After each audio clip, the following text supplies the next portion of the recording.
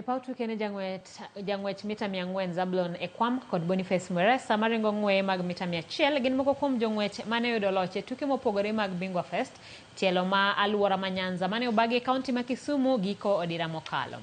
Dalsila Cherono noyudo loch e ng'weye mag mita 5,000 ka Gloria Chepchumba ne yudo loch e ng'weye mag mita 800 e kidieny mar Wakeini. Tukegi ne okelo kanyakla jotugo 800 kane ginyuando tuke adhula, tuke agoko kara rugby kaachiel gi tuke okapu e kind tuke moko.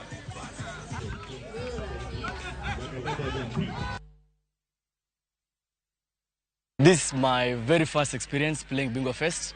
It's been a very good experience, and all in all, I can only say thank you to God, to the event organizers. Imekuwa a very successful event. Congratulations to all winners. We had the winners for football taking home $1 million shillings. The first runners-up taking home 500,000 shillings, and number 3 going home with 250,000. And same thing for rugby.